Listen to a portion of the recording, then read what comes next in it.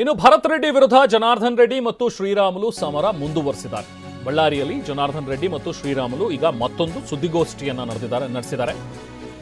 ಬಳ್ಳಾರಿಯಲ್ಲಿ ಗಲಾಟೆಗೆ ಭರತ್ ರೆಡ್ಡಿನೇ ಕಾರಣ, ಸತೀಶ್ ರೆಡ್ಡಿ ಮತ್ತು ಅವರ ಬೆಂಬಲಿಗರು ಕಾರಣ ಅನ್ನುವಂಥದ್ರ ಬಗ್ಗೆ ಹೇಳ್ತಾ ಇದ್ದಾರೆ. ಆದ್ರೆ ಇದುವರೆಗೂ ಕೂಡ ಸರ್ಕಾರ ಇವರನ್ನ ಯಾಕೆ ಬಂಧಿಸಿಲ್ಲ, ಇದು ಪ್ರಶ್ನೆ. ಪೊಲೀಸ್ ಅಧಿಕಾರಿಯನ್ನ ಅಮಾನತು ಮಾಡಿದಿರಿ, ಆರೋಪಿಗಳನ್ನ ಬಿಟ್ಟು ಅಧಿಕಾರಿಗಳನ್ನ ನೀವು ಸಸ್ಪೆಂಡ್ ಮಾಡ್ತಾ ಇದ್ದೀರಿ.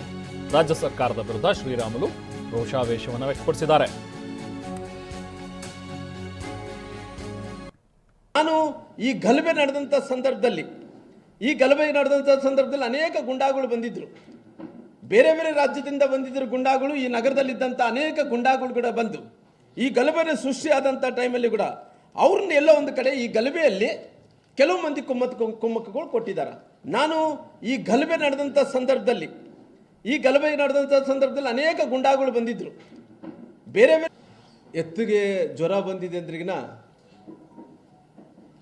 ಹೆಮ್ಮೆಗೆ ಬರೆ ಹಾಕಿದಂತೆ ಬಳ್ಳಾರಿಯಲ್ಲಿ ಗಲಭೆಗೆ ಕಾರಣೀಭೂತರು ಯಾರು ಅನ್ನೋಂಥ ಪ್ರಶ್ನೆಯನ್ನು ಕೇಳಬೇಕಾಗುತ್ತೆ. ಯಾಕಂದರೆ ಇವತ್ತು ಎತ್ತಿಗೆ ಜ್ವರ ಬಂದರೆ ಎಮ್ಮೆಗೆ ಬರೆ ಹಾಕಿದಂತೆ ಈ ಗಲಭೆಗೆ ಕಾರಣೀಭೂತರು ಯಾರು ಅನ್ನೋಂಥ ಪ್ರಶ್ನೆಯನ್ನು ನಾನು ಕೇಳಬೇಕಾಗುತ್ತೆ. ಬಹುಶಃ ಈ ಗಲಭೆಗೆ ಕಾರಣೀಭೂತರು ಶಾಸಕರಾದಂಥ ನಾರಾ ಭರತ್ ರೆಡ್ಡಿಯವರು, ಅವರು ಕಟ್ಟಾಳರಾದಂಥ ಸತೀಶ್ ರೆಡ್ಡಿಯವರು, ಅವ್ರ ಬೆಂಬಲಿಗರು. ಅವ್ರನ್ನ ಬಂಧಿಸೋದು ಬಿಟ್ಟು ಒಬ್ಬ ಜಿಲ್ಲಾ ಪೊಲೀಸ್ ವರಿಷ್ಠಾಧಿಕಾರಿಗಳು ಅವರು ಎಷ್ಟೋ ಕ್ರೆಡಿಬಿಲಿಟಿಗಳನ್ನು ಕೆಲಸಗಳು ಮಾಡಿ ಇವತ್ತು ಅವರು ಬಳ್ಳಾರಿ ಪೊಲೀಸ್ ವರಿಷ್ಠಾಧಿಕಾರಿಗಳಿಂದ SP ಅವರಂದೇಳಿ ಅವ್ರನ್ನ ಅಮಾನತು ಅಂದ್ರೆ ಅವ್ರನ್ನ ಸಸ್ಪೆಂಡ್ ಮಾಡಿರೋದು ಎಷ್ಟು ಮಟ್ಟಿಗೆ ಸರಿ ಅನ್ನೋಂಥ ಪ್ರಶ್ನೆಯನ್ನು ನಾನು ಕೇಳಬೇಕಾಗುತ್ತೆ.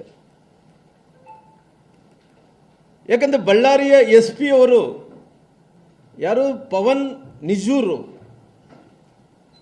ನಿಜ್ರೂರ್ ಅನ್ನಂಥ SP ಅವರು ಅಧಿಕಾರವನ್ನು ಸ್ವೀಕಾರ ಮಾಡಿಕೊಂಡು 12 ತಾಸಾಗಿದೆ. ಸೊ ಇದು ರಾಮುಲು ಅವರ ಒಂದು ಮಾತು. ಬಳ್ಳಾರಿ ಗಲಭೆಗೆ ಇಲ್ಲಿನವರೇ ಕುಮ್ಮಕ್ಕು ಕೊಟ್ಟಿದ್ದಾರೆ, ಹೊರಗಡೆಯಿಂದ ಗೂಂಡಾಗಳು ಬಂದಿದ್ರು ಅಂಥೇಳಿ ಮಾಜಿ ಸಚಿವ ರಾಮುಲು ಆರೋಪ ಮಾಡ್ತಾ ಇದ್ದಾರೆ. ಇಲ್ಲಿದ್ದಂಥವ್ರೆ ಕೆಲವರು ಕುಮ್ಮಕ್ಕು ಕೊಟ್ಟು ಈ ಘಟನೆಗೆ ಕಾರಣರಾಗಿದ್ದಾರೆ ಅನ್ನುವಂಥದ್ದು ಇವರ ಆರೋಪ. ನಾನು ಈ ಗಲಭೆ ನಡೆದಂಥ ಸಂದರ್ಭದಲ್ಲಿ ಅನೇಕ ಗುಂಡಾಗಳು ಬಂದಿದ್ರು, ಬೇರೆ ಬೇರೆ ರಾಜ್ಯದಿಂದ ಬಂದಿದ್ರು ಗುಂಡಾಗಳು. ಈ ನಗರದಲ್ಲಿದ್ದಂಥ ಅನೇಕ ಗುಂಡಾಗಳು ಕೂಡ ಬಂದು ಈ ಗಲಭೆ ಸೃಷ್ಟಿಯಾದಂಥ ಟೈಮಲ್ಲಿ ಕೂಡ ಅವ್ರನ್ನ ಎಲ್ಲೋ ಒಂದು ಕಡೆ ಈ ಗಲಭೆಯಲ್ಲಿ ಕೆಲವು ಮಂದಿ ಕುಮ್ಮಕ್ಕಗಳು ಕೊಟ್ಟಿದ್ದಾರೆ. ನಾನು